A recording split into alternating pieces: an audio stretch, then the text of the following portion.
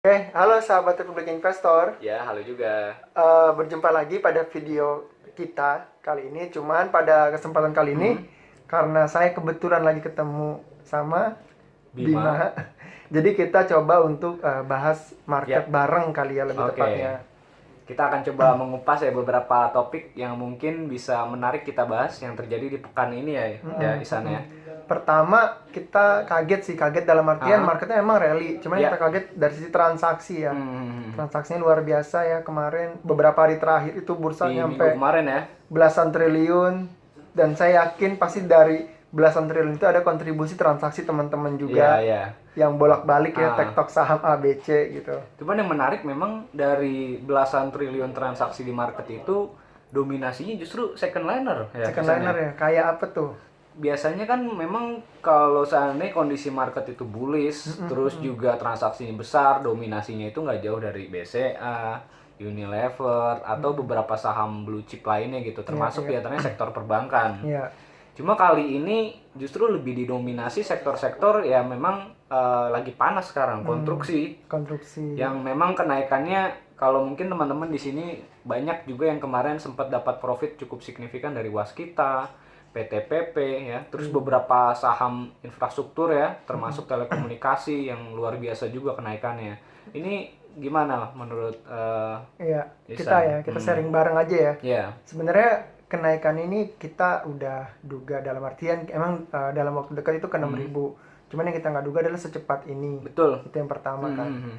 Yang kedua adalah memang agak sedikit apa ya, nggak fundamental kenaikannya menurut saya nih. Ya. Contoh apa yang menurut saya nggak fundamental? Contoh kenaikan pegas. Ya. Hanya karena ada ustadz gitu ya, ngepost, atau anak presiden ngepost. Ya. Itu kan berarti kenaikannya benar-benar hanya karena animo retail. Yang mindsetnya menyatu ya, bahwa kalau si A ngepost kemungkinan naik, jadi gue beli. Jadi apa ya, fear of missing out, jadi takut kehilangan momen, dia beli. Padahal alasan fundamentalnya belum ada untuk membuat harga suatu saham ke situ. Jadi ibaratnya bisa dibilang rame-rame aja nih. Iya, rame-rame kayak aja. Samologi atau Mansurmologi. Konsermologi gitu ya. Tapi memang ya market nggak bisa dipungkiri ya. Sentimen berita sekarang ini sangat sensitif ya. Iya. Berita negatif sedikit masalah vaksin. Iya.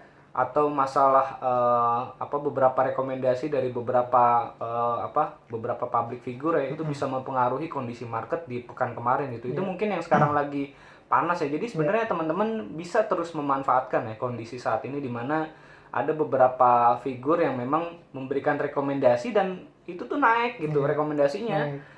Entah itu memang sih sahamnya BUMN ya direkomendasikan, ya kita bisa ikut lah mengalir mungkin ya. Ya, ini kita mereview market, bukan berarti memberi rekomendasi bahwa kalau si A ngepost terus beli aja, bukan. Kita cuman mereview dan kita bilang bahwa kenaikannya secara fundamental nggak berpengaruh. Harusnya nggak berpengaruh secara fundamental, cuman naik aja gitu. Fundamentalnya belum kelihatan ya. Fundamental belum kelihatan gitu. Jadi nanti pada saat giliran bagus, harganya juga udah dipucuk. Iya. Nah, teman-teman harus mungkin kebagian cuci mengetahui hal piring itu. nanti bahasa grup kita. Nah, terus Apalagi nih? ada berita masalah vaksin juga kemarin ya. Iya, vaksin juga Kira-kira kaitannya sama KF Inaf gimana nih? Iya, vaksin kan katanya udah 1,2 juta dosis ya yang ke Indonesia, cuman harus dikaji lagi sama BPOM. Harus di halal sertifikasi halal lagi sama MUI, dan itu butuh waktu. Nah, cuman yang perlu ditekenin di sini menurut saya gitu ya, si Inaf, KF ya maupun KLBF itu perlu diingat, dia hanya distributor, dia bukan produsen. Untuk vaksin yang kali Untuk ini ya, vaksin dia hanya sebagai distributor aja. Betul. Dan harusnya secara keuntungan ya, namanya distributor gitu ya, nggak gede harusnya marginnya. Itu yang pertama. Yang kedua, Jokowi udah bilang bahwa gratis kan untuk seluruh warga.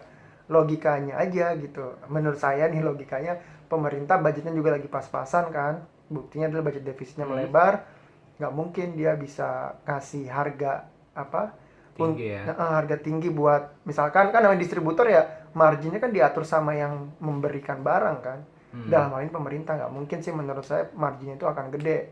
Jadi bagi teman-teman yang mindsetnya kalau ada vaksin saham Inaf KF naik, mungkin dia akan naik, tapi jangan terlalu lama gitu termindset dengan itu. Karena itu pengaruhnya nggak dapat banyak di fundamentalnya Iya, ya. Hanya kita manfaatkan secara sentimennya aja. Dan jangka pendek. Jadi bagi kalian yang udah punya, mungkin bisa jual kalau naik. Tapi bagi kalian yang belum punya, mending jangan beli sih kalau saran kita. Ya, kecuali kalau memang kita mengikuti ya irama di setiap harinya, kan kadang-kadang naik 10%, 15% dalam satu hari. Mungkin kalau teman-teman bisa memanfaatkan iramanya, silakan bisa masuk. Kecuali mungkin nanti kalau yang Bio Farma ya. Iya. Mungkin Isan ada pandangan kalau nanti ternyata Bio Farma udah jadi juga. Ya balik lagi, selama dia bukan produsen, ya itu. Jadi maksudnya marginnya akan bisa dikontrol lebih tepatnya. Kalau produsen kan dia yang mau ngasih harga. Apalagi ini memang kalau gratis mungkin untuk semua vaksin kali ya. Iya, kalau gratis kan berarti kan semua harga murni dikontrol pemerintah. Apalagi kan distributornya BUMN, jadi saling terafiliasi lah. Ya, jadi mungkin kaitannya KF Inaf, apalagi harganya kan udah sempet ke 5.000 kemarin. 5.000 juga itu harga yang mungkin sudah cukup tinggi ya. Kalau dilihat dibandingkan dengan angka fundamentalnya saat ini di laporan keuangan. Ya, itu mengenai beberapa topik menarik di minggu ini ya yang kemarin terjadi. Pertama itu, kedua katanya ada Bank Jago ya. Nah, diakuisisi sama Gojek. Gimana pandangannya Bapak Bima? Jadi memang di akhir pekan kemarin sudah mulai ada isu-isu ya kalau ternyata Gojek ini ada investasi di salah satu bank kecil.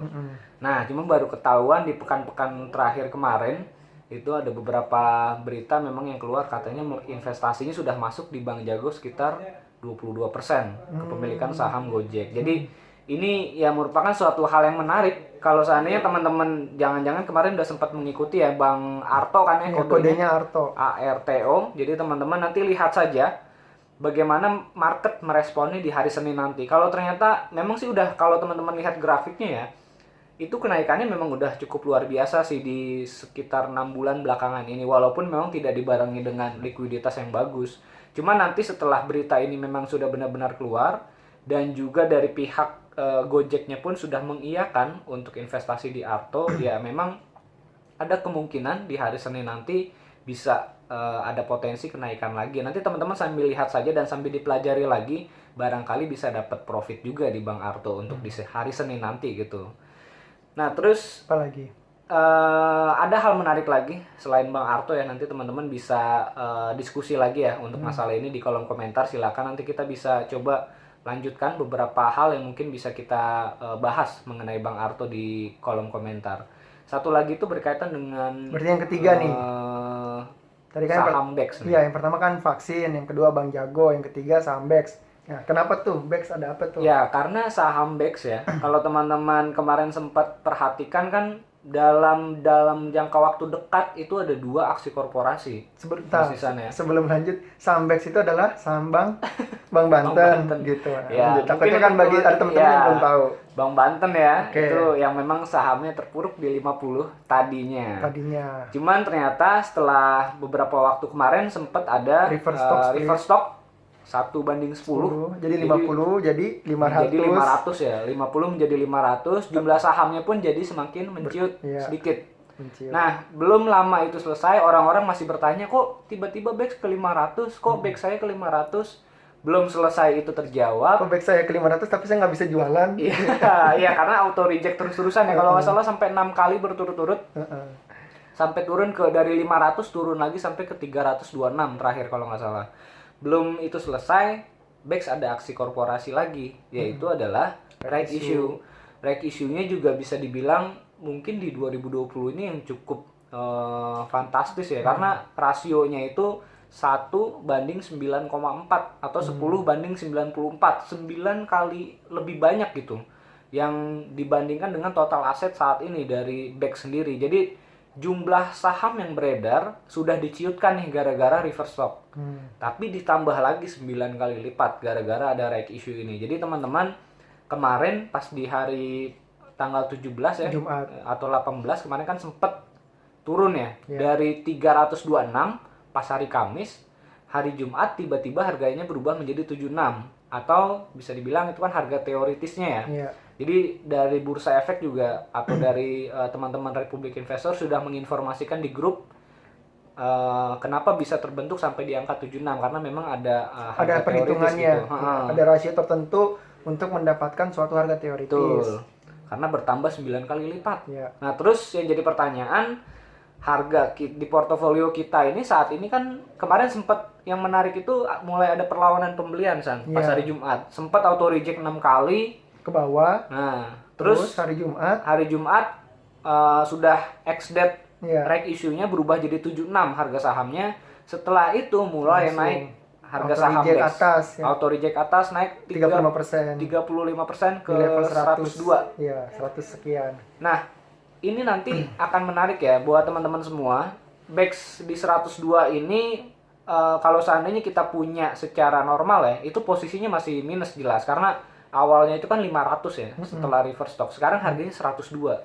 Jadi bayangkan tiba-tiba baru kemarin di 500, sekarang udah tinggal 102, apalagi pas paginya masih 76.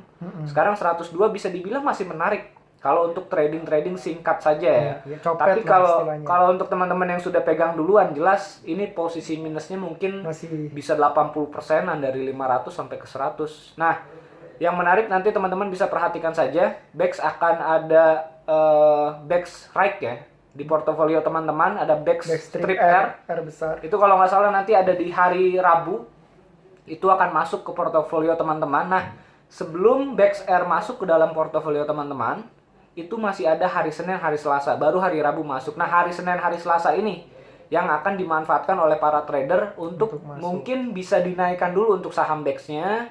Baru nanti pas hari Rabu right issue-nya keluar, itu orang-orang juga udah pada menghindari lagi gitu. Jadi saran singkat kita mengenai BEX, bisa yang punya ya, bisa mulai merealisasikan dulu saja karena jumlah BEX R-nya itu bukan main-main ya, 9 kali lipat. Jadi jelas orang yang pengen melakukan penjualan, apalagi BEX ini baru mulai bergerak setelah beberapa tahun ya. Jadi orang yang punya semangat jual itu banyak. Iya. Jadi harus hati-hati pada saat masuk di hari Rabu. Itu mungkin singkat mengenai BEX. Berarti Senin Selasa bagi yang belum punya, Betul. silakan kalian coba. Tapi bagi yang punya waktu juga Betul, ya, karena betul. betul-betul harus diamati per menit bahkan. Betul. Gitu. Karena ini kita cuma manfaatin sentimen doang ya. Iya. Yang udah punya udah gampang, tinggal jualan aja. Jualan Bebas. meskipun rugi. Betul, karena nanti kan akan dapat right Iya, di hari Rabu. Hari Rabu right-nya juga bisa dijual. Nanti mengenai bahasan harga right issue-nya. Iya. Terus kita sebenarnya profit atau tidak kalau jual BEX. Nanti itu kita akan bahas di video yang berikutnya. Akan ada detail perhitungan. Oke, nah untuk di minggu depan kira-kira ada saham menarik apa lagi nih, Mas Isan? Oh, apa ya? Nah, mungkin nanti Karena kalau menurut saya secara pribadi indeks harusnya koreksi dulu Betul. minggu depan gitu. Itu sih masalah ada saham yang naik ya paling saham-saham kecil lagi. betul. Kayak tadi mungkin BEX atau mungkin Ya. Arto. Jadi teman-teman bisa saat ini sih mungkin memanfaatkan kenaikan di saham-saham yang memiliki sentimen ya. Ya, second liner Karena- dan punya waktu Betul. bagi teman-teman Baik ngamatin. itu second liner ya, karena memang beritanya itu bagus-bagus, itu naik juga gitu. Jadi teman-teman nggak harus trading di blue chip, silakan saja mengikuti ritme yang terjadi di pasar untuk di minggu depan. Iya, iya, Untuk berita, topik, beberapa rekomendasi nanti seperti biasa kita akan informasikan di grup Republik Investor. Dan jangan lupa bagi kalian yang berminat untuk join webinar kita, silahkan waiting list, diklik di link di description di bawah video ini. Baik, mungkin cukup untuk Ya. kita di video kali ini. Semoga bermanfaat dari kita. Nanti kita ketemu lagi di video berikutnya. Salam cuan.